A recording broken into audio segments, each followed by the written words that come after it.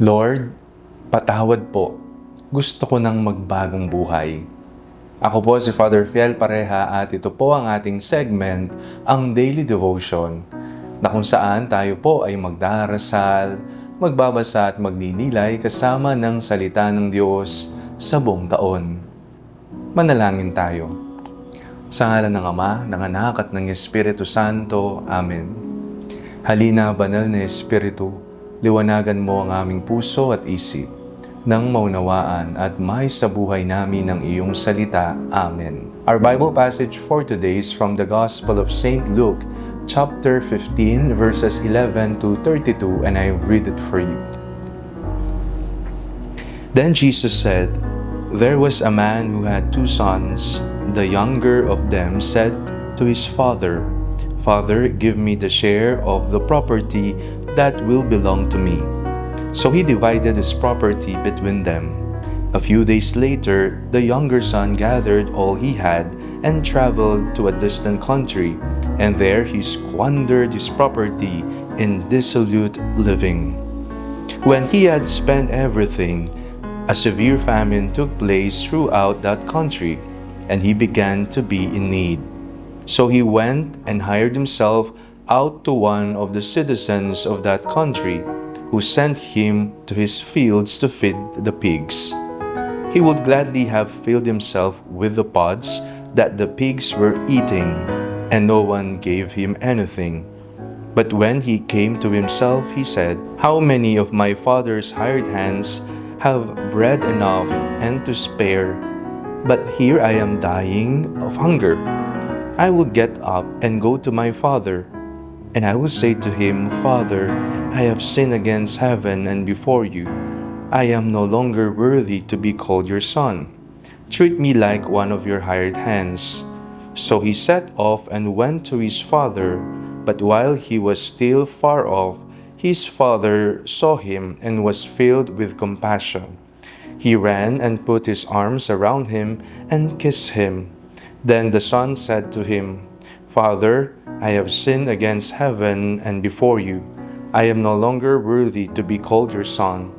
But the father said to his slaves, 'Quickly bring out a robe, the best one, and put it on him. Put a ring on his finger and sandals on his feet, and get the fatted calf and kill it, and let us eat and celebrate, for this son of mine was dead and is alive again. He was lost and is found.' And they began to celebrate. Now his elder son was in the field, and when he came and approached the house, he heard music and dancing. He called one of the slaves and asked what was going on. He replied, 'Your brother has come, and your father has killed the fatted calf, because he has got him back safe and sound.' Then he became angry and refused to go in. His father came out and began to plead with him. But he answered his father, 'Listen, for all these years I have been working like a slave for you, and I have never disobeyed your command.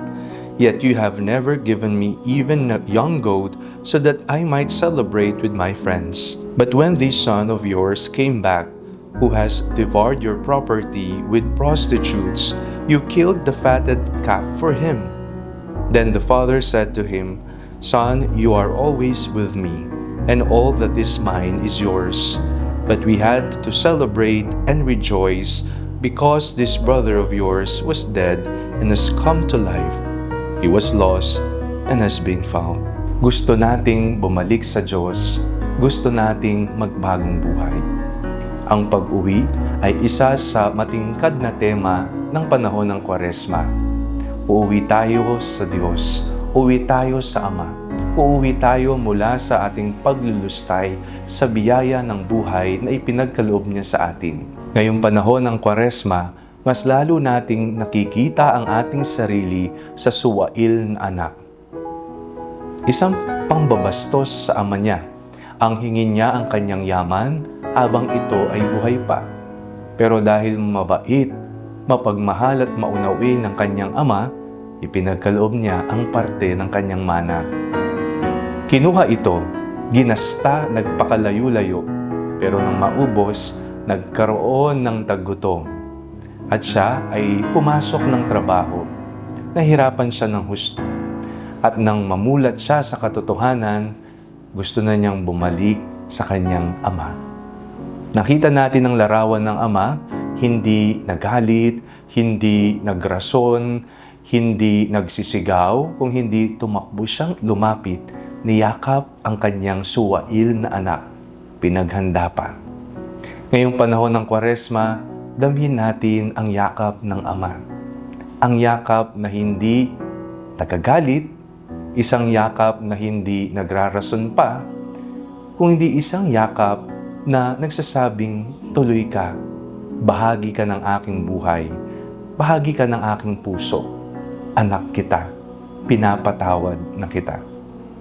Ngayong panahon ng Kwaresma, sana po bigyan natin ng oras ang pangungumpisal.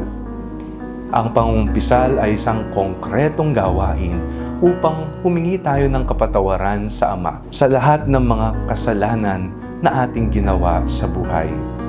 Pangungumpisal, mapagmahal ng Ama, yayakapin tayong muli, mahal tayo ni Jesus, ibinigay niya ang sarili niya para sa atin, at sa bawat panahon ng ating buhay, sana hindi mawawala sa ating puso at kaisipan ang pagmamahal ng isang ama na handang tumakbo at yakapin tayo pabalik sa ating tunay na tahanan. Manalangin tayo. Panginoong Jesus, maraming salamat po sa kapatawaran na ipinagkaloob niyo po sa amin. Amen. Sa ngalan ng Ama, ng Anak at ng Espiritu Santo. Amen.